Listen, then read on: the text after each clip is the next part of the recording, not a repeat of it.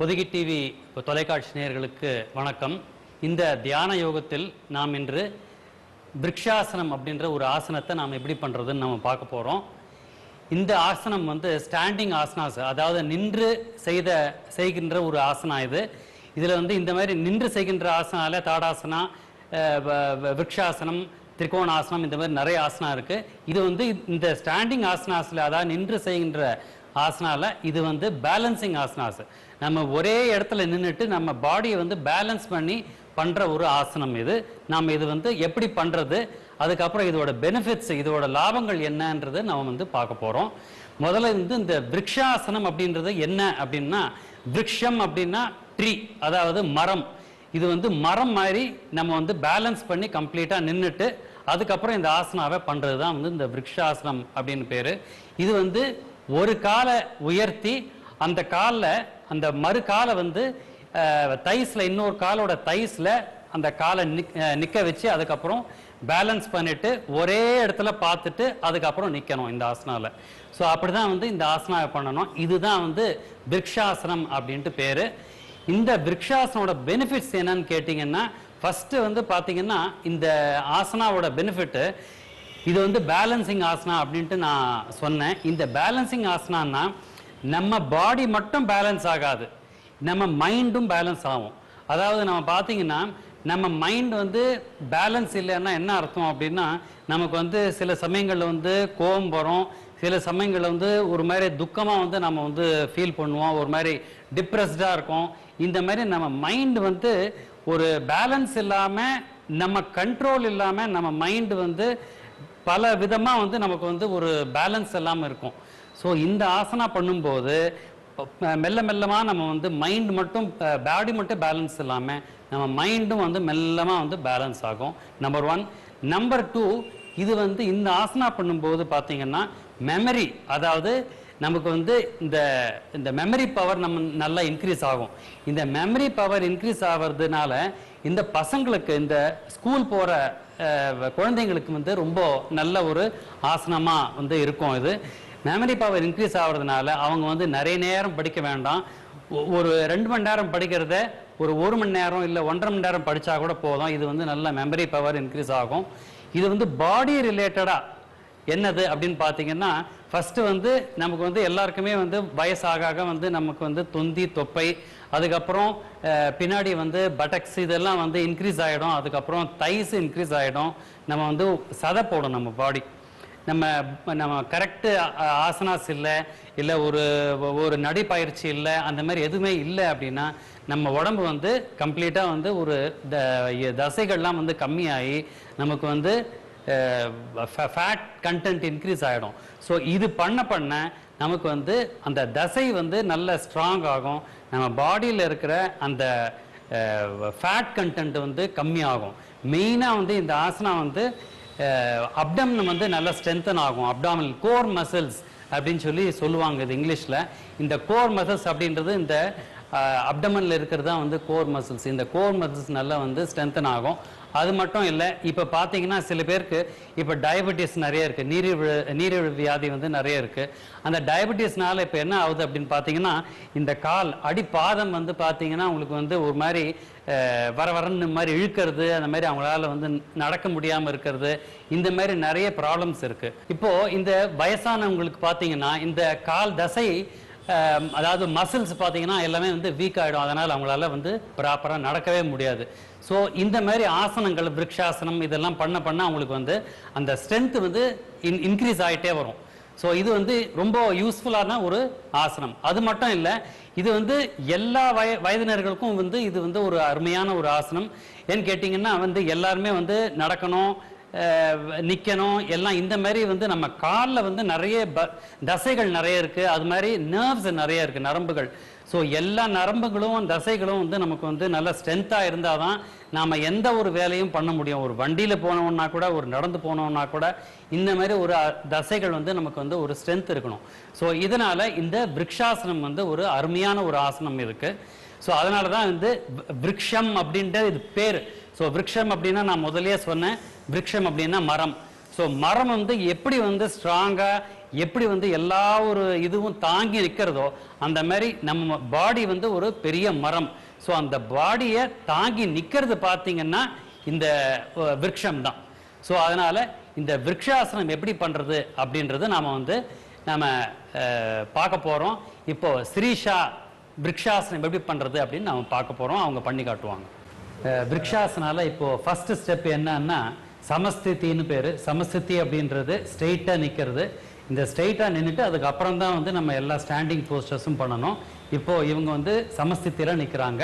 இப்போ அடுத்த ஸ்டெப் என்னன்னா இப்போ ஒரு கால் லெஃப்ட் லெக் எடுத்து இடது கால் எடுத்து ரைட் தையில வைக்கணும்.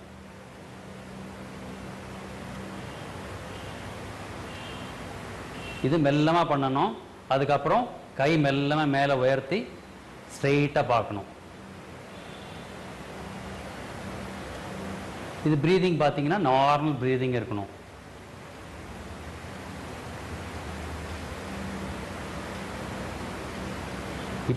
இப்போ மெல்லமா ரிலீஸ் பண்ணுங்க. கையை கீழே எடுத்துட்டு வாங்க. அப்புறம் காலையும் ரிலீஸ் பண்ணுங்க. இப்போ அடுத்த காலை வலது பக்கம் அதே மாதிரி பண்ணணும். இப்போ மெல்லமா கையை உயர்த்தணும். இப்போ சில பேருக்கு வந்து கையை உயர்த்த முடியல அப்படின்னா இடுப்புல வச்சுக்கலாம்.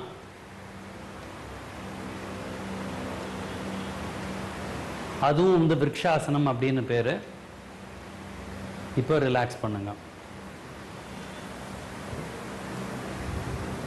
இன்னொரு தடவை பண்ணுங்க. இடது பக்கம்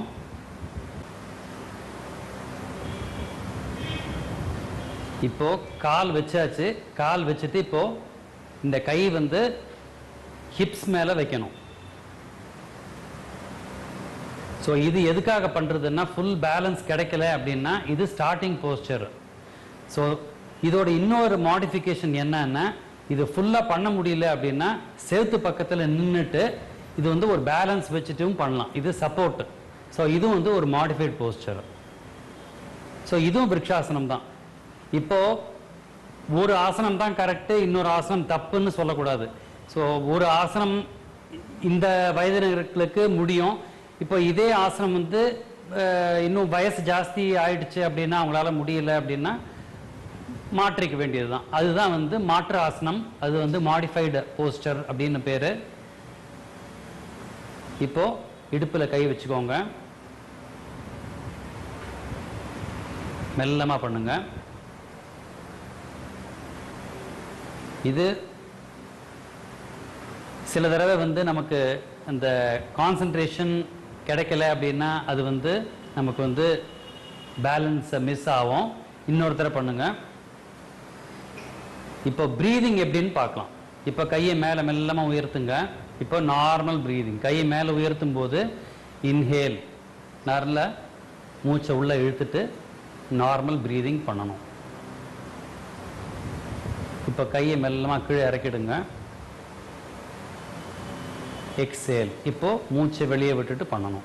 இப்போ அடுத்த முறை பண்ணுங்க. அடுத்த சைடு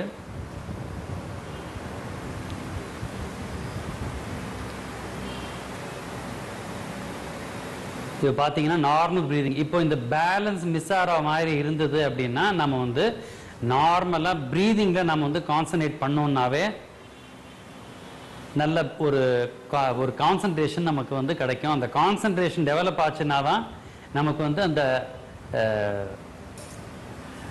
பேலன்ஸ் கிடைக்கும். நான் முதல்லயே சொன்ன மாதிரி இந்த எக்ஸ்பிளனேஷன் கொடுக்கும்போது நான் சொல்லியிருக்கேன் இந்த ஆசனாவோட பெனிஃபிட்ஸு, மெமரி பவர் இன்க்ரீஸ் ஆகும், கான்சன்ட்ரேஷன் இன்க்ரீஸ் ஆகும் அப்படின்னு சொல்லிட்டு. அதுக்கப்புறம் ஷோல்டர்ஸு நல்ல ஸ்ட்ரென்தன் ஆகும், அப்டமன் ஸ்ட்ரென்தன் ஆகும். So it is a shoulder releasing and hip releasing poster. Hip வந்து வைடன் ஆகும். And normal breathing. இது அப்டமன் டைட்டன் பண்ணோம்னா அப்டமனுக்கும் வந்து இதோட பெனிஃபிட்ஸ் நல்லா இருக்கும்.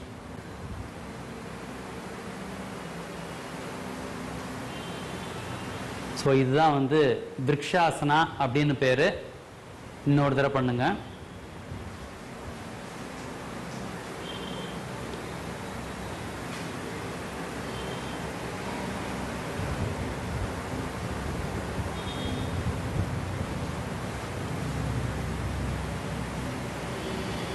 இது பார்த்தீங்கன்னா இந்த கால்லையும் வந்து உங்களுக்கு வந்து நல்ல நரம்பு மண்டலத்தில் நரம்பு எல்லாம் வந்து நல்ல ஸ்ட்ரென்தன் ஆகும். காலில் பார்த்தீங்கன்னா வெரி மைன்யூட் மசில்ஸ் எல்லாம் இருக்கு. நமக்கு மசில்ஸ் மாதிரி உங்களுக்கு வந்து போன்ஸும் ஸ்மால் போன்ஸும் வந்து காலில் இருக்கு. ஸோ அதெல்லாம் வந்து ஸ்ட்ரென்தன் ஆகும் இதில். ஸோ சில பேருக்கு நான் சொல்லியிருக்கேன், இந்த டயபிட்டிஸ் வந்தவங்களுக்கு வந்து இந்த காலில் நரம்பு பிடிச்சிக்கிறது, அது மாதிரி வந்து இந்த நம்னஸ் இருக்கிறது, அதெல்லாம் போயிடும். ஒரு 15 டேஸில் அதெல்லாம் வந்து உங்களுக்கு தெரியும். ஸோ அந்த டிஃபரன்ஸ் உங்களுக்கு தெரியும். இது வந்து கரெக்டாக ப்ராப்பராக ஒரு டீச்சரை வச்சு நீங்கள் வந்து ப்ராப்பராக நீங்கள் ப்ராக்டிஸ் பண்ணிங்கன்னா இதோட பெனிஃபிட்ஸ் எல்லாமே நல்லா தெரியும் உங்களுக்கு. நல்லா அப்டமன் டைட் பண்ணிங்கன்னா அப்டமன் கம்மி ஆகும், அப்டமன் ஸ்ட்ரென்தன் ஆகும் உங்களுக்கு.